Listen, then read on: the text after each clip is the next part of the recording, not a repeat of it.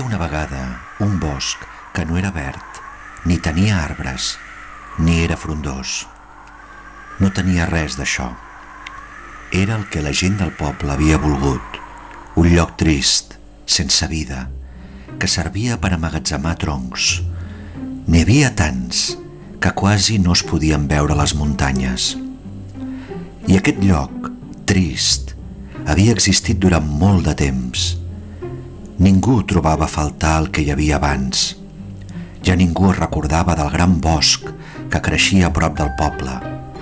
Però un dia va aparèixer la més insignificant de les criatures i es va aturar sobre un dels troncs, tristos, abandonats.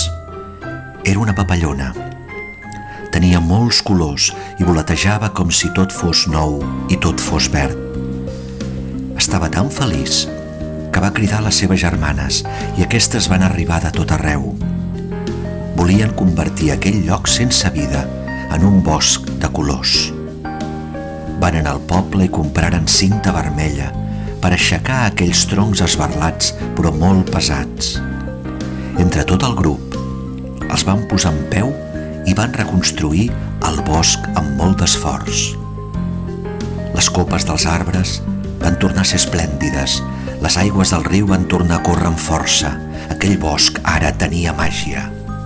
La cinta vermella va reconstruir el bosc i va fer que entre tots els arbres es formés un gran cor.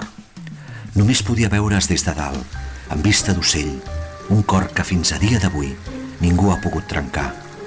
Elles, les més petites, però alhora les més grans, havien cregut que era possible transformar aquell lloc.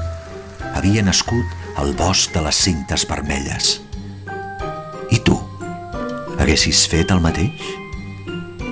I tu, què tries?